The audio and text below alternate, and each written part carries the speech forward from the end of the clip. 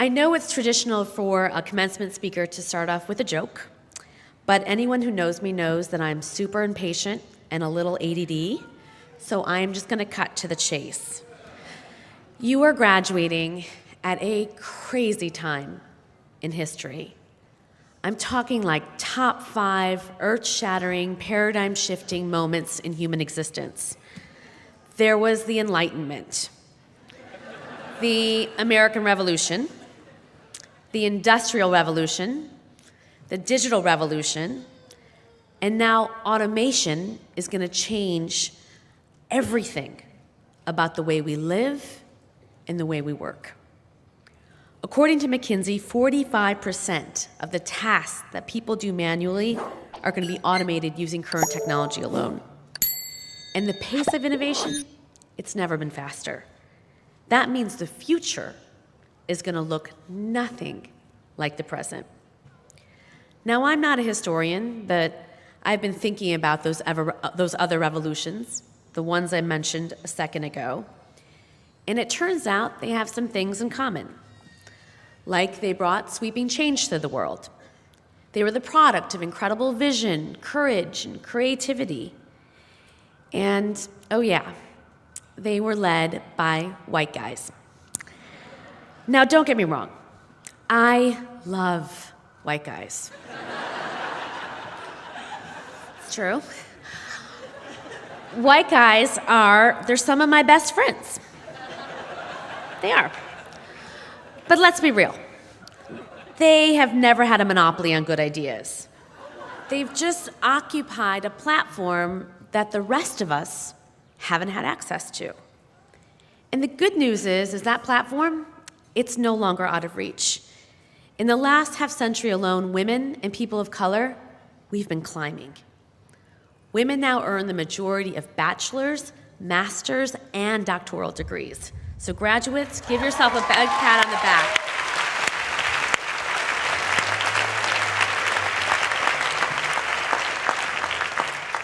Today, some 40% of American women are our family's breadwinners. We are so close to equality, and yet we have a problem. Because the next revolution, it's underway. And its leaders, they don't look like me. They look like tomorrow's commencement speaker.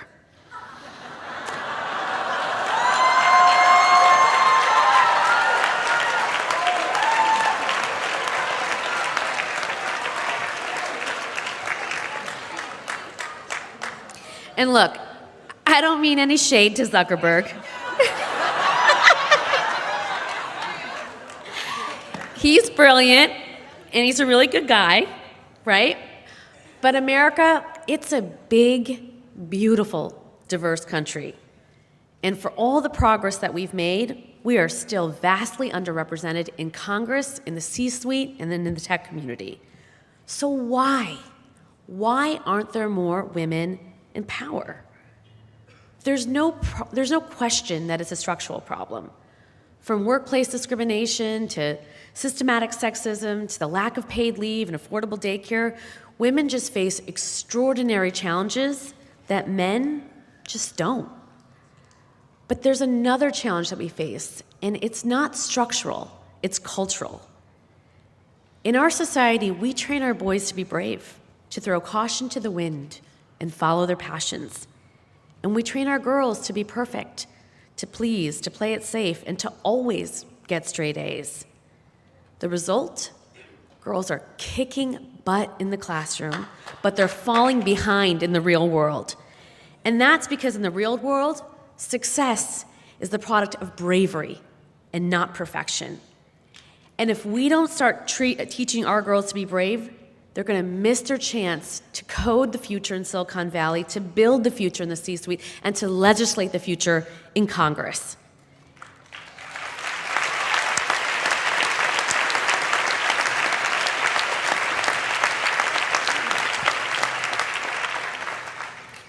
And women are going to once again find themselves and their ideas on the sidelines of the revolution.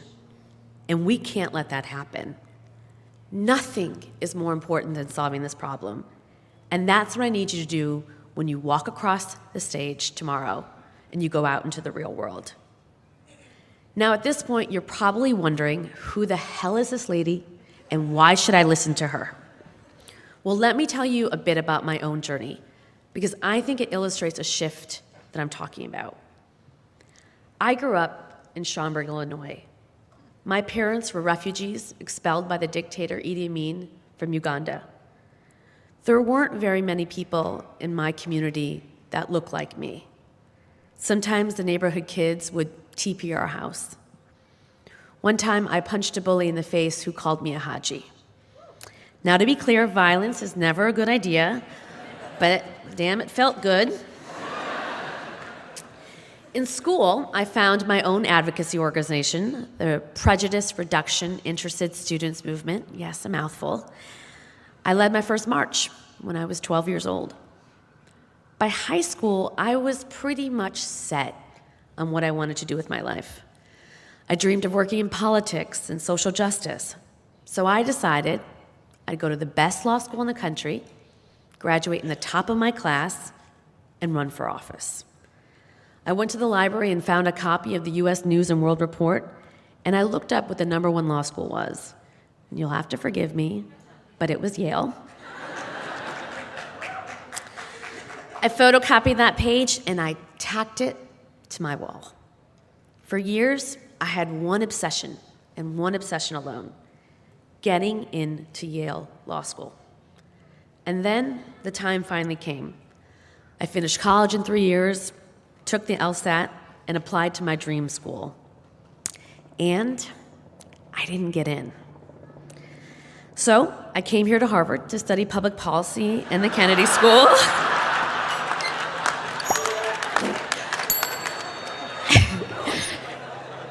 And the next year, I applied to Yale again. And I didn't get in. Again. That should have been it, right? I should have just gone out there and changed the world.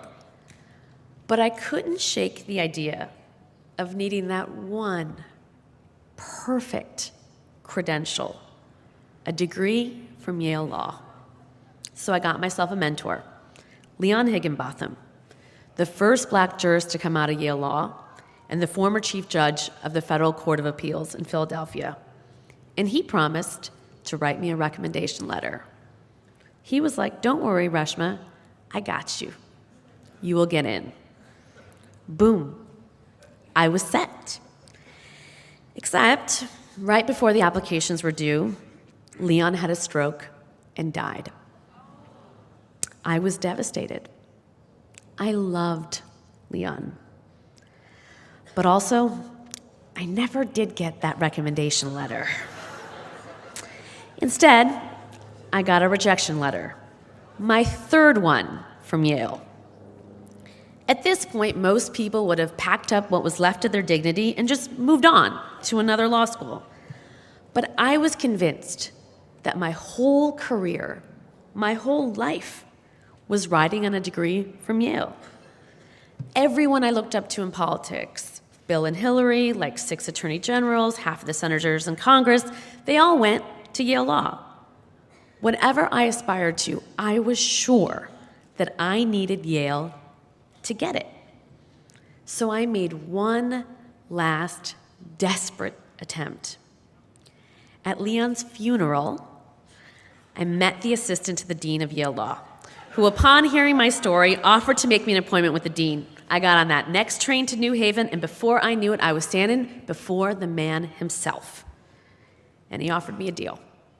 Go to any one of those other law schools for a year and make it into the top 10% of your class. And he'd admit me to Yale. I accepted admission to Georgetown, and the first year, I crushed it. I had no friends, no social life. I'd raise my hand in class and be like, "I know the answer," and everybody would throw things at me, but I was #1 in my class. And that fall, I transferred to Yale, where I spent the next 2 years partying. But who cares? I did it. I graduated from Yale Law. I had the perfect resume to do the kind of work I always wanted to do, right? Well, not exactly. When I graduated, I didn't end up doing social justice work. I couldn't resist the pull of the next perfect credential. I followed my classmates to a job at a white shoe Wall Street law firm and spent the next 6 years defending bankers and hedge fund managers accused of securities fraud. Yep, so pretty much the opposite of social justice. Fast forward to 2008, when I was watching my mentor, Hillary Clinton, give her first concession speech. She said something that resonated with me. She said, just because she had come up short, that didn't mean that women should be discouraged from aiming high. That's when it all clicked. All those years of working and waiting for a credential, that wasn't aiming high. That was aiming low. So I quit my job, and I decided to run for Congress. I lost, badly. 3 years later, I ran for New York City Public Advocate and lost again. Less badly, but still pretty badly. I won't lie, it hurt. But also, it was amazing. Not being perfect was liberating, and chasing my dream and not a credential was the best decision I ever made. It turns out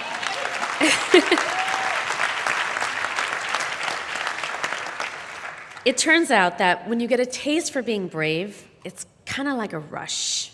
It's hard to stop. And that's how I started Girls Who Code. During my first campaign, I visited a lot of New York City public schools, and I would go into their computer labs, and I'd see labs full of boys learning to code. No girls in sight. I was baffled. I mean, I knew that Silicon Valley was a boys' club, but I didn't know that that club started in high school. And that pissed me off. I wanted to do something about it. But this time, I didn't ask anybody for permission. I didn't wait until I had that perfect credential. I didn't even bother to learn how to code. I just went for it.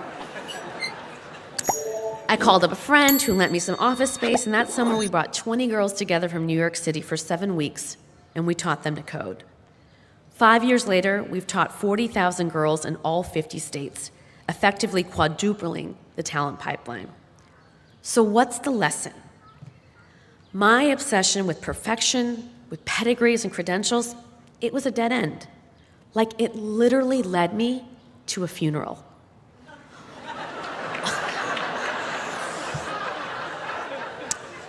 All that time that I spent chasing Yale was time that I could have been used to actually make a difference in the world. Bravery, not perfection, was the key that has unlocked every door that I have walked through since. Mark Zuckerberg gets that, by the way, right? He was just a sophomore when he dropped out of Harvard to start Facebook. He could have totally failed with no bachelor's degree to fall back on, but he just went for it. It's such a white guy thing to do. But it took me 33 years to figure out that brown girls, we can do white guy things too.